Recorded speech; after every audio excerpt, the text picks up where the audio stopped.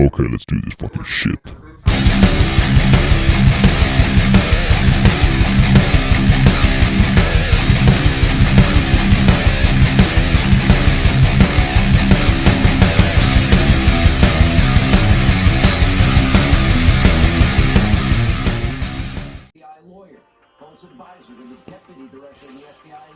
Yo-yo?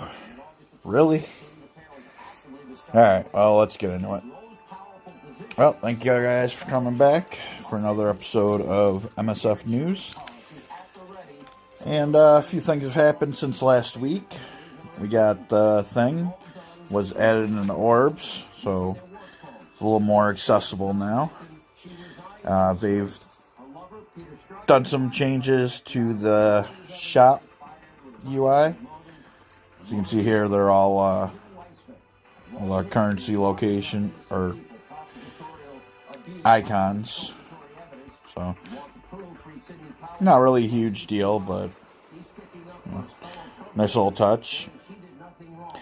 But they did do a couple beneficial things. One of which is the boost changes they were talking about. I only found out what that is, and it's good and bad. Now, normally, when you go into boost room, you would only get the first two teams that are available. And if you wanted to boost that third team, you'd have to wait for one of those two teams to be defeated.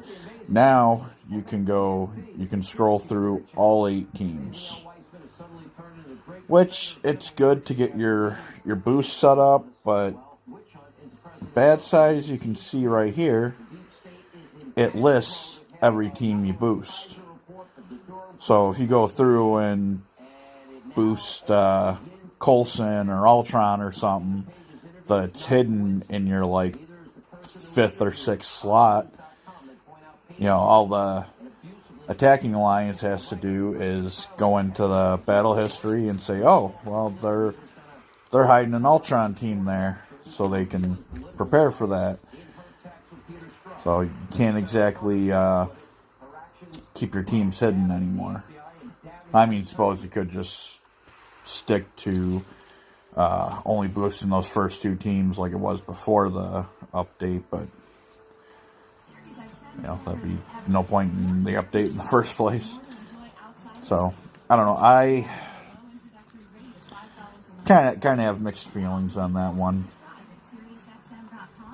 Now, we did get some unexpected reworks. Looks like they gave another rework to the Kree, which I'll get into that here. Let's go right to that. Okay, Ultimus, for the longest time, has been pretty much a useless character. One of the, not necessarily hardest characters to get in the game, but definitely takes the longest to get him and to rank him up, because he's only available through those Ultimus orbs, which you get shards for whenever you get shards for a character that's already at 7 stars. So you can, in the Ultimus orbs, you always get them on the 2 side pillars, either 1 or 2 shards. He'll sometimes appear in the center, but that's very rare, so it takes quite a while to get him. And I don't even have him at 7 stars yet. I think I'm maybe around 150 out of 300. But he doesn't have red stars, and he still doesn't have red stars. But I suspect that they might change that and add him into that pool of red stars. But he was just, on top of that, he was just bad. He was slow, his damage wasn't too impressive. I mean, his ultimate was really nice, especially if you're going up against a fully buffed Luke Cage. But let's see what they did to him here.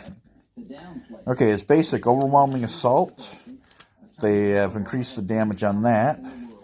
And now he has a 30% chance to apply defense down and mind control to one enemy to attack the primary target. So a little bit like Loki's special. Okay, now his special is Energy Beam. They've increased the damage to that and added piercing damage. And now it transfers all positive effects, with the exception of stealth and taunt, from each target to him. And he applies regeneration to himself and adjacent allies. Really cool special. And see a little later on that it's even better with Kree Cyborg. Now his ultimate, Domination. They've reduced the cost to 5 energy, and it starts fully charged. Now, I think one of the coolest aspects of him is what they did with his passive. Which, oh, got his ultimate in here. I'm sorry, ultimate, not passive. It says, on enemy taunt, change speed bar by plus 30%. On kill, change speed bar by plus 15% for all non-Kree allies, plus 20% for Kree allies. Gain 20%. Oh, you know what? That's a typo. Because Domination is the ultimate. So Kree Eternal, I was right, it is the passive. Gain 20% block chance plus 10% block chance per non-minion Kree ally. And non-minion Kree allies gain 20% block chance. Gain 20% max health. Non-minion Kree allies gain 20% max health. So they basically made Ultimus, like your second Kree leader. So a lot of people have been, discussing, well, how do you construct these teams now? What I'm doing is I have Ronin with Royal Guard, Noble, Oracle, and Reaper. And then I use Ultimus, Korath, Minerva, Captain Marvel, and Kree Cyborg. So Korath's got a small rework to his special. Now he gets 750% focus for it, which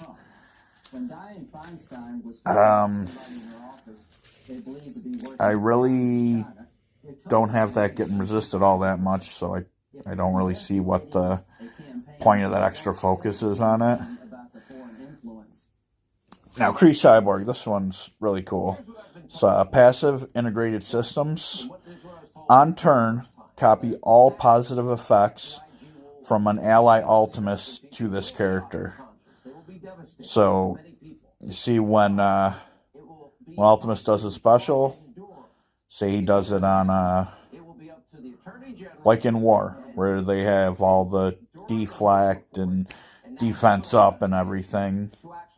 Maybe some regeneration in there. And then you just have him use his special, steal all those, and then have Kree Cyborg copy them all to himself. So it definitely makes him that much more valuable with Ultimus. So this is the update from December 6th. Here, we also have one here from the 3rd, and this is about okay, this is where we get the new characters. Now, we knew there were 4 characters coming in this patch. Everyone, we pretty much knew it was going to be Heimdall, Sif, and Black Bolt. But the 4th, we weren't expecting. Yo-Yo. Now, Yo-Yo is she actually first appeared back in 2008 in, God, what was the team called?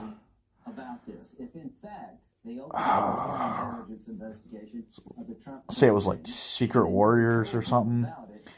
It was a task force Nick Fury put together to deal with the Skrulls.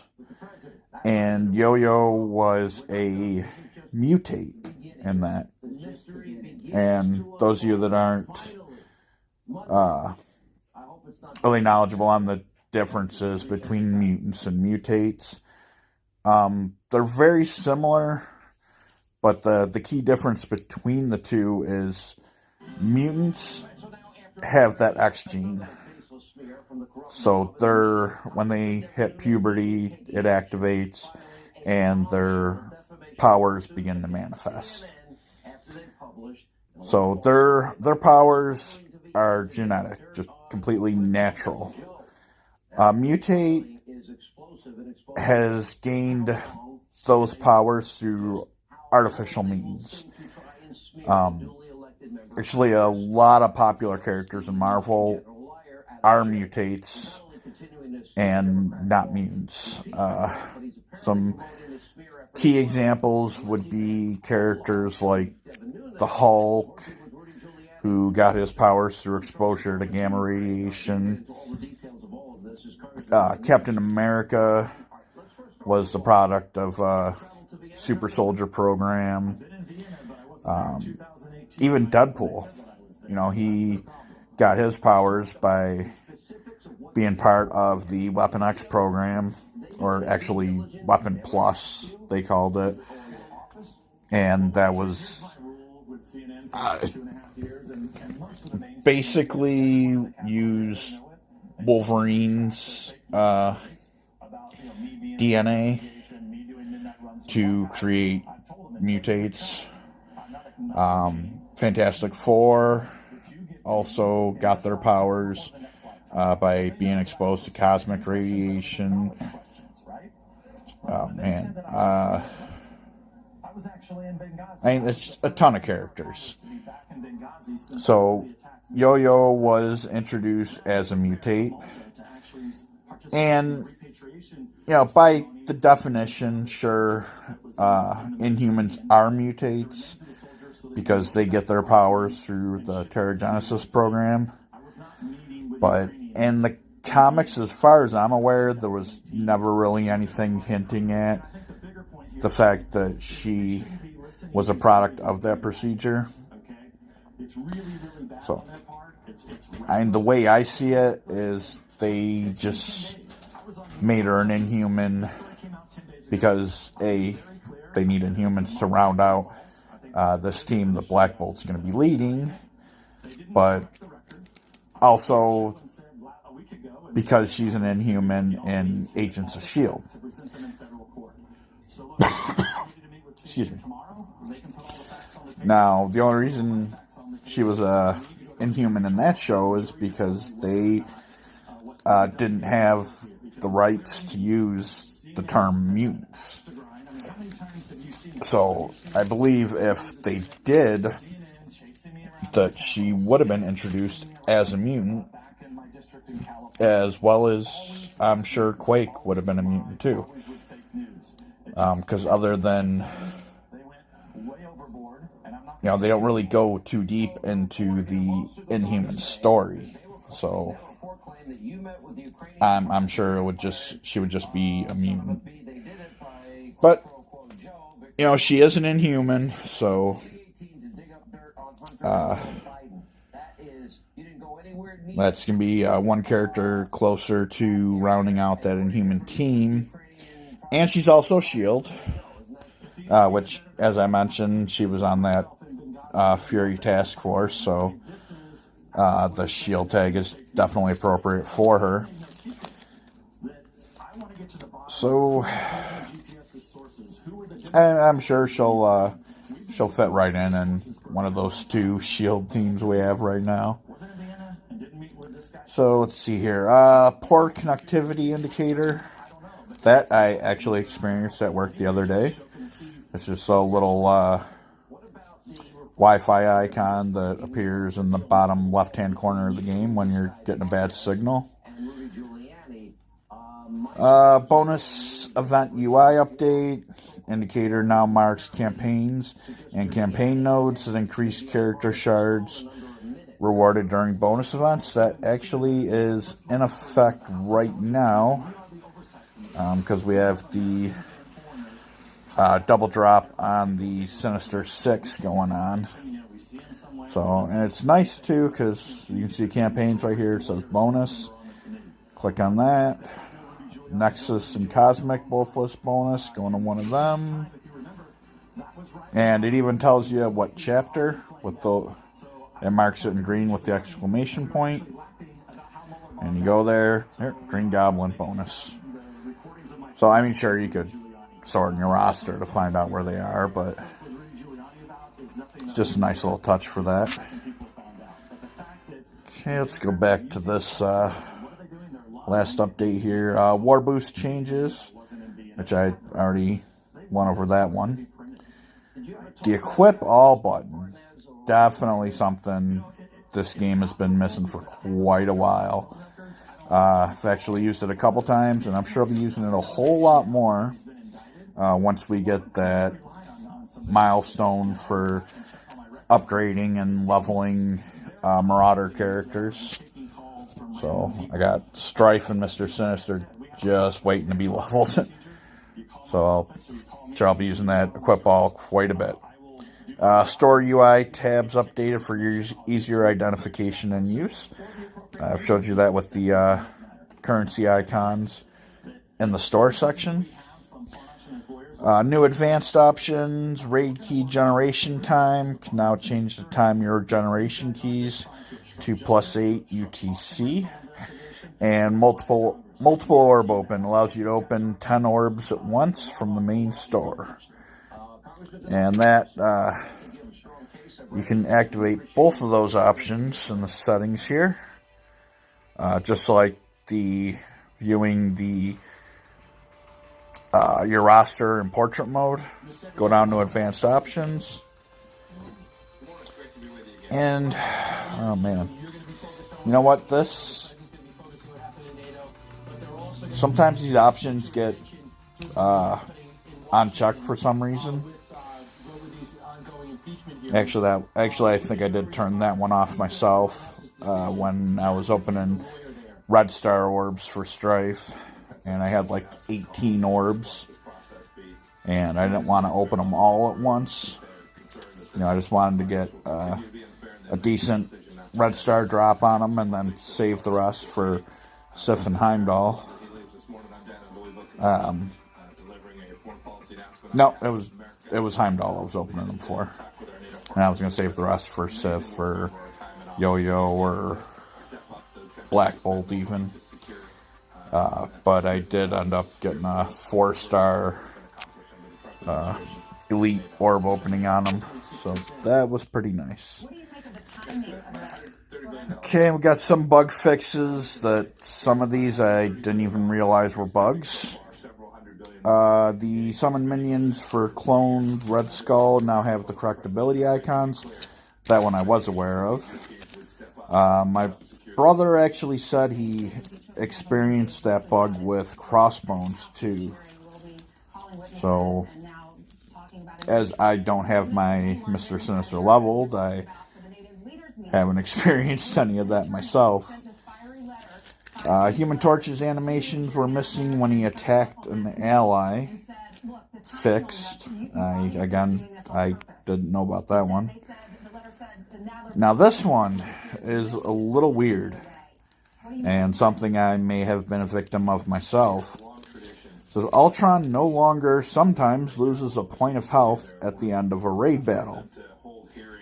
Now, I was watching a video Casino did, and he was saying that it was showing that he was missing health, but he really wasn't. So when you took him into that next node, if he died, he would revive. So the main problem with that bug is that people were spending raid health packs when they really didn't have to. You just looked and said, oh, Ultron's not full. Let me heal him up real quick. Okay, it says missing text and invisible woman's bending light level 7 description. That I haven't checked out yet. This bug I have experienced quite a bit. This is Ghost Rider's passive Spirit of Vengeance now correctly attacks his attacker when eliminated by bonus attacks. I certainly understand. Alright, updated characters. I actually started off with all those. Defensive lethal assistance from the United States of America for... Okay, and the Thor and Loki updates are being implemented, though I did not know that they weren't. I just kind of assumed that they were, so that was on the 3rd. Then we got another update here on the 6th. Favor of the Gods. Greeting, Commanders. The year may be ending soon, but the fight against Ultimus rages on this week. December begins with an event campaign sponsored by Asgard, the Telekinetic Blitz, a cool calendar, and a fantastic legendary event. First up on the journey across the Bifrost once again by joining Heimdall on a secret mission. Favor of the Gods. Your first chance to recruit one of the newest Asgardians is coming up with the Favor of the Gods event campaign. Join Heimdall and his fellow Asgardians on their mission to stop a corrupted Hela and her undead army from overwhelming Nexus Earth. You'll need a top squad with the limited time Galactic Warrior trait, so use the roster to filter to see who needs to be geared up and leveled up for this important mission. And don't forget, the Asgardians are now the required team to recruit Black Bolt at 5 stars, the newest legendary character, so start preparing now. Again, with this Black Bolt unlock, I might have said it in the last week's video, I can't remember, but I'm really kind of hoping that Foxnox handles this like they did with Invisible Woman. They release these 3 Spider-Verse characters, and then shortly after be like, oh, by the way, you need Spider-Verse to unlock Invisible Woman. And everyone was pissed. So shortly thereafter, they announced that all the Sinister Six were going to be farmable. There's some through nodes. See, Rhino, I think, is in the Arena store.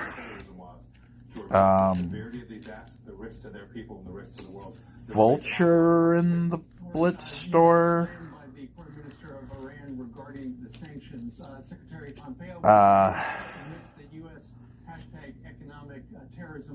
Can't remember who's in the Arena store. And Mysterio in the Raid store. So hopefully they do that again, because I don't see free-to-play players being able to unlock Black Bolt if they don't make Hela, Heimdall, and Sif all farmable. I'll be going as hard as I can in Sif splits. Heimdall, I will probably be doing a lot of energy refreshes, and there are the orbs in the store that you can buy for, I think it's 500 cores, which have Heimdall on the right and left pillar and sometimes in the middle, kind of like the Ultimus orbs. So I'll probably buy a few of those. But Hela, there's really nothing you can do for Hela right now. I think mine's only like at 3 stars. So, I was quite upset last week with that announcement. but I'm going to reserve my anger and hopefully, they'll do the right thing and make them all farmable. So, speaking of this Heimdall event, let's look at who we can use. Scroll down here to Galactic Warriors. Okay, we have Wasp, Phoenix, Nick Fury, Star-Lord, Gamora, Ant-Man, Rocket, Groot, Vision, Yondu, Thanos, War Machine, Black Widow, Iron Man, Drax, Loki, Mantis, Chavez, Captain Marvel, Rescue, Hawkeye, Ravager Boomer, Hela, Thor, Ravager Stitcher, Nebula, Ravager Bruiser, Heimdall, and Sif. So I am probably... I didn't see Minerva in there. I'll probably, seeing as they are single mission nodes, it's not like a raid or anything, I'll probably just take in Phoenix. No Ultron either. I'll probably go with Phoenix, Star-Lord, Nick Fury, Wasp, and Ant-Man. That's probably going to be my team, and I think that should be more than enough for the hard nodes on there. So, and also the orbs that will be rewarded for this event. I believe they're the ones that you can buy right now for 500. So 1 to 2 shards, a Heimdall on the right or left, and a random character in the middle, which could be any one of these characters, with the exception of Iron Man, Star-Lord, Nick Fury, and Phoenix, as they're all legendaries. Not 100% sure if Hela is in there. Let's see here.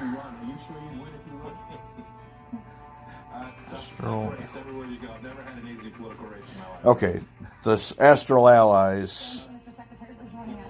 This is the one you can buy right now. So far it's gone pretty well. Thank you all. So, and thanks to these orbs, I have a head start with 20 Heimdall shards.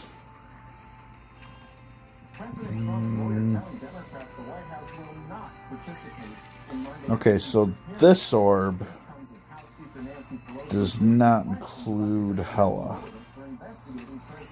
Let me see if the one from... I believe... No, this can't... This has got to be the one that you... Yeah, this has got to be the one that you get for buying the offer. Okay, so I guess it is the Astral Allies, or we can actually go to the event and look.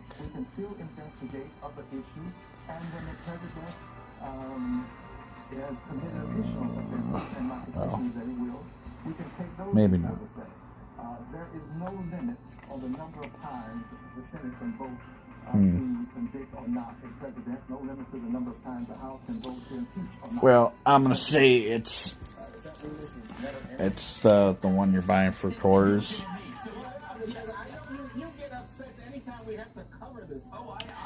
All right, so we were kind of expecting a ton of data mines, being that the new patch came out, but it looks like everything in there is really just setup work for things that might be coming down the road.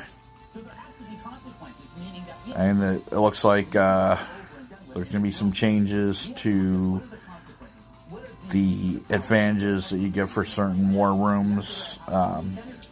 Maybe they're going to finally implement the upgrades for the rooms. So that would be nice.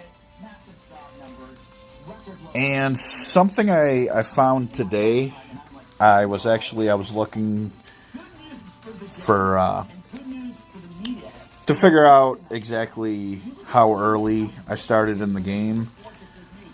So I took the days I've played and, found the release date, which was March 28th of last year. And I was trying to figure out if March 28th was the global launch or if that's when the early access started. So I went to Google the Marvel Strike Force beta, and that took me to a link for the beta testing of ISO 8. So apparently they have started the beta for that. Says they got 100 players involved in it on a separate server, and they are instructed to basically keep their mouths shut. So they said this test should take about 2 weeks. So I assume at the end of 2 weeks they're going to talk to these 100 people and say, hey, what'd you think? What works? What doesn't work? And they'll be implementing that to the general public shortly after. So that's all I got about future upcoming information. So in the next couple of weeks, look forward, or not, to start hearing about ISO 8 coming. Now on to the legendary calendar. We got Invisible Woman coming just a couple of days on the 14th. I got Nick Fury coming back on the 28th. Magneto on January 5th. I'm sorry, January 25th. And that'll be all for January. February on the 8th, we're getting Shuri. And on the 22nd, Phoenix. And March 7th, Star-Lord. Now, I say that that's all we're getting in January. But we know that Black Bolt is getting a January release. So I don't know if he's going to...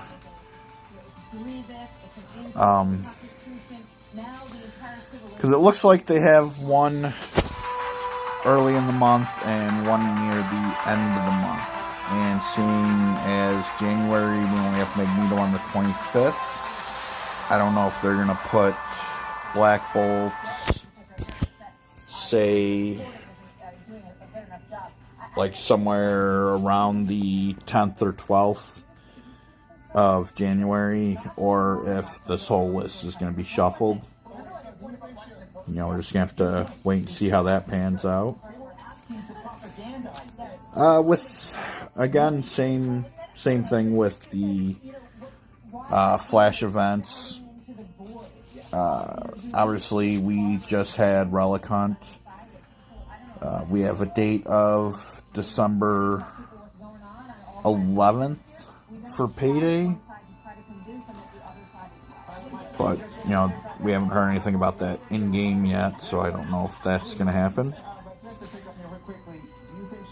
And they have December 25th, Christmas, Block Party. So, as always, these calendar updates are not official. So they could or could not be at those times. So let me get some orbs opening and And get out of here. Alright, only one premium. Oh, yay. Tracks. Basics. That helps me there. Come on, 3 million. I haven't hit a 3 million in a long time. What we got here? Let's go with the Snow Globe orbs. Yeah. The gold was the most exciting part about that. Okay, I have no milestones to collect.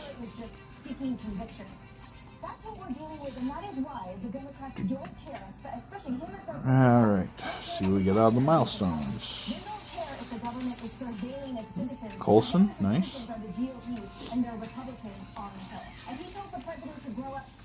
Still away from 6-star them.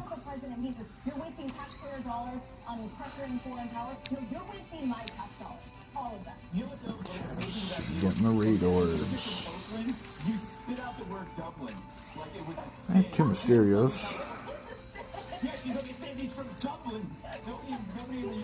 Hoping I can get him up, him and Shocker both up to 7 stars so I can, you know, finish off my Invisible Woman. Gatorade orbs.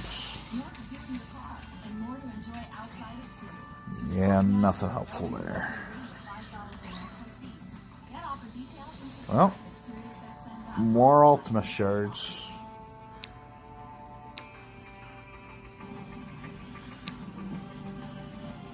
Now, it's kind of funny. Everyone used to think I was crazy for actually wanting Ultimate shards. I mean, I knew he couldn't be bad forever. So let's see who we... Okay, Heimdall's still the featured character, so I will hang on to those 4 red star orbs.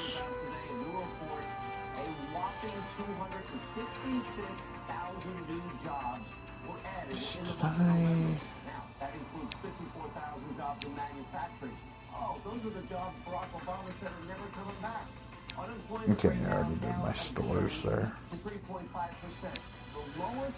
Alright.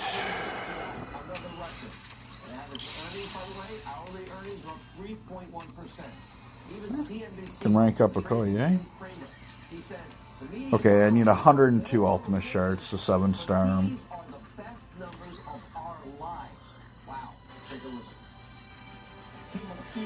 Don't you hate it when people pull up to somebody's house to pick them up and they just lay on the horn for like 5 minutes?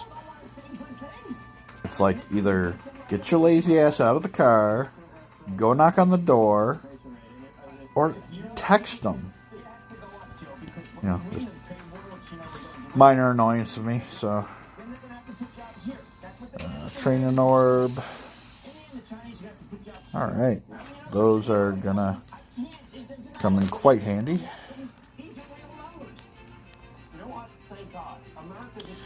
Alright, well, looks like that's all I got for you guys this week. I know a lot of it you already knew, and not a lot of earth-shattering information, but we'll see you guys next week and see if they uncover any more data mines. Alright, thanks for watching, and we'll see you next time.